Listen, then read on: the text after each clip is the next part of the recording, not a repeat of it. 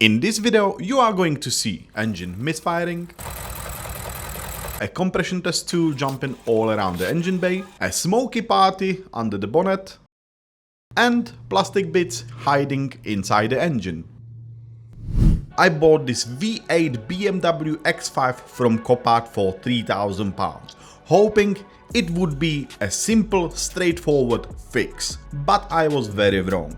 This mighty V8 was listed as category N crash damage car, yet the moment I got it home, the engine started misfiring. So in today's video, I am on the mission to track down the cause of the misfire and bring this engine back to life. Before I start ripping parts of the engine, I need to make the engine bay at least a little bit cleaner. After a quick wash down, it's time to tackle the cooling pipe that has been broken since the day I bought the car. I picked up a Fabi cooling pipe, and after removing few clips and disconnecting the hoses, the new pipe is finally in place.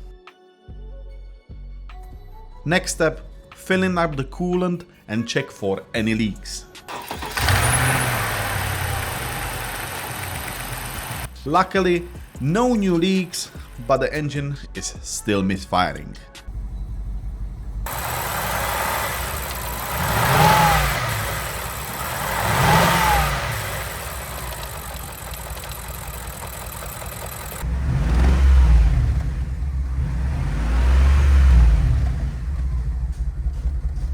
We have successfully replaced and fixed the coolant hose.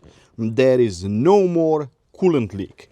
But now we have to deal with the misfire on the engine. And I have done small research what can cause the misfire. Now on the screen you can see my diagnostic tool when I was trying to see the live data and see what's wrong. I have spotted this pressure number or whatever is that, and when I have been researching what that number means, I came into conclusion, I don't know if I'm right, but I came into conclusion that is the vacuum in the engine.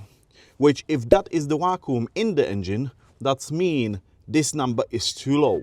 So that will point me into that we have vacuum leak, which I think we have a vacuum leak, because when I have been looking around the covers, the rocker covers, I spot oil leaks underneath the rocker covers. When I have been searching and looking on some videos about the E53, most of the leaks was from the rocker covers. But I have been advised as well to do compression test, because if there is a bad piston or there is not enough compression in the chamber on the piston, that means this engine is cooked, which will be very sad, because these engines are about £2,000 or £3,000, and the whole car cost me £3,000. So that would be sad news. So the next step for me will be to do compression test. So remove the coils and spark plugs and do compression test. So next step, spark plugs out. To remove spark plugs, I need to remove ignition coils first, and then I am able to remove spark plugs. Spark plugs from all of the 8 cylinders was looking quite okay, and you can see all of them on the screen right now. If you like to support my journey, I don't need too much. Just click the subscribe button, click the like button, and that will help me a lot. Thank you so much. Spark plugs and cylinders looking good. I was expecting absolutely disaster. I have marked all of the coils, all of the ignition coils. But now to do the compression test, I have to remove a few fuses. So the fuse box is here, like this. And this should be the diagram. What is it? Fuel pump 47. So it's gonna be 14 miles. So it's gonna be, where am I? It's gonna be this one, just that. So I have to remove this.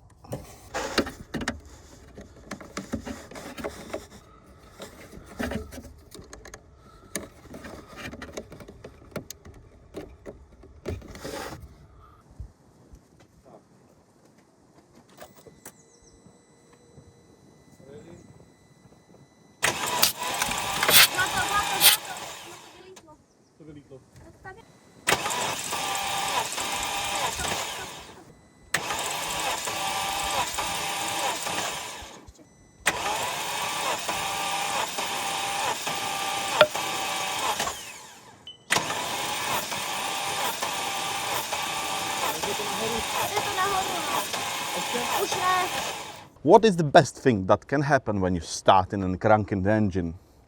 You know what? Battery. The battery is flat. I checked 7 of 8 cylinders and I didn't check the cylinder number 1. I've got flat battery. I don't have a jumper pack or jump start pack, and I don't have a secondary battery for this car. So I have to buy starter pack for this one, or charger, or battery charger, or whatever, to test last cylinder on the car. Perfecto. So I have to order charger. So the compression test on the engine seems to be good. So the engine seems to be all right. And look what I have received.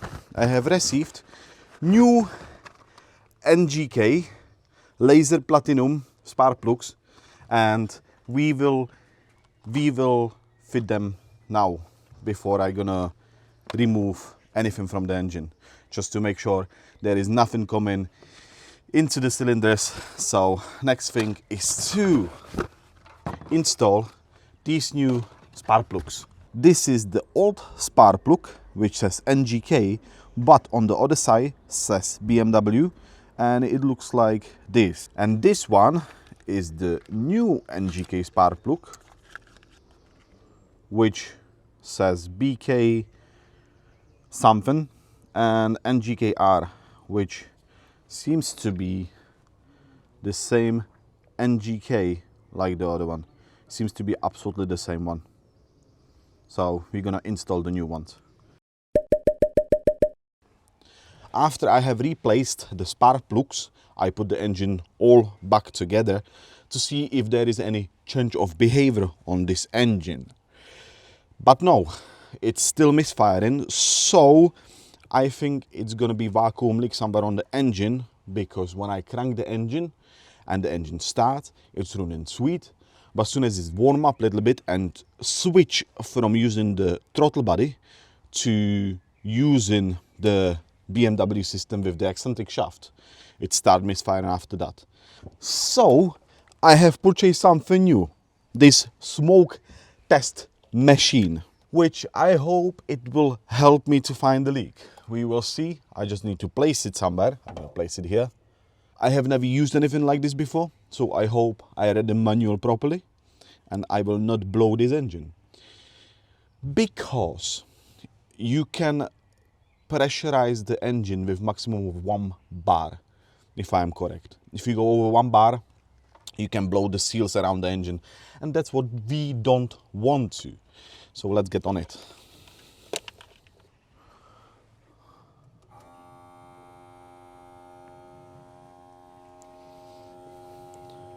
I don't really know where to start with this, but what I will do, I will disconnect this pipe, which is the vacuum pipe, and I will stick it straight into the rocker cover here and cover this hole to don't be leaking. If that will do nothing, then I'm gonna switch it to this hole and try to test the engine. Never done it before, we learn it as we go.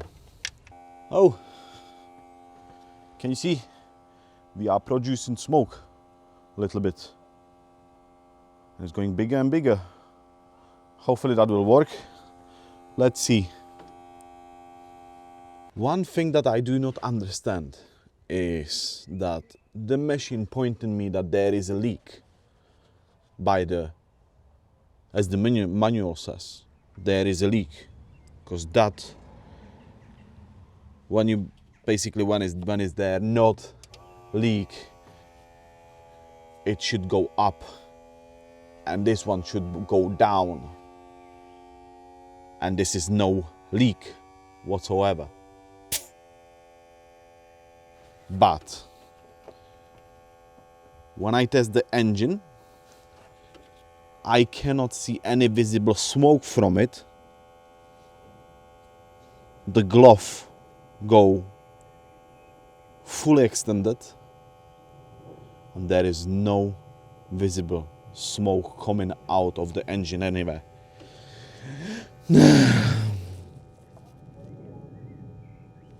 Can someone help me, please? So I don't know what to do. Oh, I can see smoke from there. First smoke. And I think that's coming. Where is that coming from? I think it's from the PCV valve. Seems to be from the PCV valve. That would be our first smoke. And you know what? I did order the PCV valve. Okay. Stinks. Yeah, so the glove pops out. But we have a leak from the PCV valve. Could that be just simple PCV valve? Don't tell me that's the issue. Don't tell me that. Can't be that. Can't be that. That is no chance. So I remove this one. I put it back how it should be, which I don't have a clue now how it should be. That this way. So we connect this one first. Bank. Bank. Throttle body. Smoke. Yay. Airbox back in. MAF sensor connected. 2 brand new PCV valves and 1 oil cap, brand new one. Can this work? I don't know. Cross fingers. I've got small hope that this can be working, but who knows. These doors is playing up as well. Let's see.